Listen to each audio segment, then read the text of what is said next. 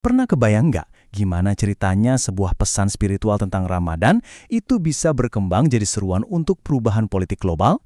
Nah, dalam pembahasan kali ini, kita akan membedah sebuah khotbah Idul Fitri yang melakukan persis hal itu. Yuk, kita ikuti alur argumennya, mulai dari kesalehan pribadi sampai ke sebuah visi kekuasaan. Oke, jadi argumennya tuh dibangun pelan-pelan, ada 6 langkah. Kita bakal mulai dari tujuan Ramadan, terus kita lihat gimana konsep kesalehan atau takwa itu diperluas. Dari situ, kita geser ke diagnosis masalah yang dihadapi umat, ngintip warisan masa lalu, dan ujung-ujungnya solusi politik yang diusulkan. Nah, titik awalnya tuh sesuatu yang kita semua tahu lah ya, akhir bulan Ramadan. Tapi pertanyaannya simpel, sebenarnya apa sih tujuan akhir dari ibadah puasa yang kita jalanin sebulan penuh itu? Fondasi dari semua ini tuh ditaruh di sini, di ayat ini. Ditegaskan kalau puasa itu bukan sekedar nahan lapar dan haus, tapi sebuah proses untuk mencapai satu tujuan akhir yang spesifik, yaitu takwa. Nah, disinilah ceritanya mulai menarik.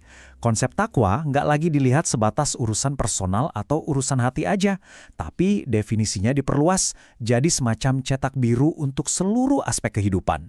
Jadi, dengan definisi 4 pilar ini, takwa itu di-frame ulang, bukan cuma rasa takut pasif kepada Tuhan, tapi jadi sebuah sistem yang aktif, harus mengamalkan wahyu, harus merasa cukup, dan harus siap-siap buat akhirat. Ini adalah kesalehan dalam tindakan, bukan cuma perasaan. Dan inilah lompatan utamanya. Argumennya adalah, kesalehan yang kita dapat dari Ramadan itu nggak boleh berhenti di sajadah aja. Justru, ia harus meluas ke ranah publik. Harus ikut ngatur ekonomi, hukum, bahkan politik. Buat nguatin argumen ini, lihat deh ayat yang dikutip. Ayat ini ngomongin soal hukum kisas atau hukum balasan. Perhatiin deh, bahkan penegakan hukum pun di sini dibingkai sebagai cara untuk mencapai takwa. Ini kan makin ngeblurin batas antara ibadah personal dan tatanan sosial. Oke, jadi setelah dibilang kalau takwa itu harus ngatur masyarakat, pertanyaannya jadi, apa dong akibatnya kalau ini nggak dilakuin? Nah, disinilah argumennya masuk ke diagnosis krisis yang diyakini sedang dihadapi komunitas muslim global saat ini. Pertanyaan ini diajukan buat nunjukin sebuah ironi yang tajam banget. Gimana bisa sebuah komunitas dengan jumlah miliaran jiwa justru digambarin begitu lemah dan tertindas di panggung dunia? Biar krisis ini kerasa nyata, disebutin deh beberapa titik konflik di seluruh dunia. Mulai dari Gaza, Myanmar, Xinjiang, Kashmir, sampai Sudan. Daftar ini dipakai buat ngelukisin sebuah gambaran penderitaan kolektif yang disebut sebagai luka-luka umat. Jadi apa sih akar masalah dari semua kelemahan ini? Menurut sumber yang kita bahas, diagnosisnya ada 2. Satu masalah dari dalam dan satu lagi dari luar. Untuk ngegambarin kondisinya, dipakailah sebuah kiasan dari tradisi kenabian. Umat Islam itu banyak banget, tapi kayak buih di lautan. Rame, tapi nggak ada kekuatannya. Gampang diombang-ambingkan. Nah, penyebab dari dalamnya ini disebut sebagai penyakit spiritual, namanya al-wahnan. Artinya simpel, terlalu cinta dunia dan takut mati. Dan inilah yang diklaim bikin umat jadi rentan.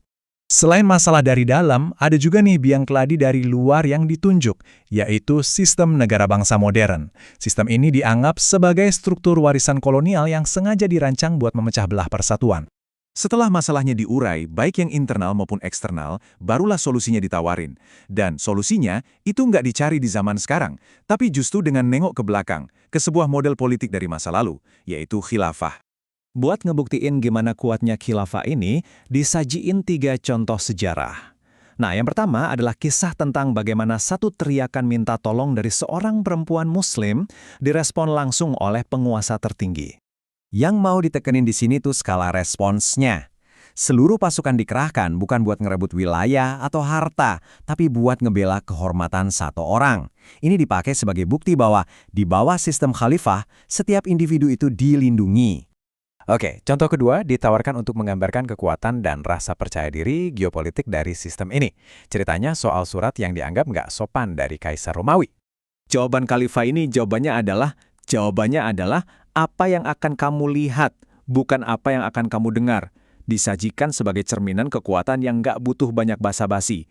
Tindakan militer jadi satu-satunya jawaban yang perlu diberikan.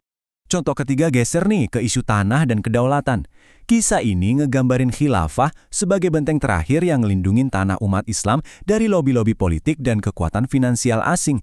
Kutipan ini dipakai buat nggambarin seorang pemimpin yang ngerasa dirinya itu bukan pemilik, tapi cuma penjaga amanah. Dia bertindak bukan atas nama dirinya sendiri, tapi atas nama seluruh komunitas Muslim global. Oke, setelah ngejabarin masalahnya, terus ngasih lihat contoh-contoh dari masa lalu, kita sekarang sampai di ujungnya. Kesimpulan dan solusi final yang ditawarkan oleh khotbah ini. Penting banget buat dicatat. Khilafah di sini tuh didefinisikan bukan sebagai kenangan sejarah doang, tapi sebagai sebuah kebutuhan masa kini, sebuah kepemimpinan global yang tujuannya untuk menegakkan syariah dan menyatukan umat Islam. Dan argumennya ditutup pakai kutipan hadis yang ngebingkai imam atau khalifah itu sebagai perisai. Metafora ini seolah-olah mengunci gagasan utamanya, bahwa tanpa perisai ini, umat akan terus rentan dan tidak terlindungi. Jadi kita udah lihat ya gimana sebuah refleksi soal kesalehan pribadi di bulan Ramadan bisa diubah jadi visi politik yang super komprehensif. Pertanyaan gantungnya sekarang adalah, apa sih sebenarnya makna dan implikasi dari seruan untuk kembali ke persatuan sejati ini?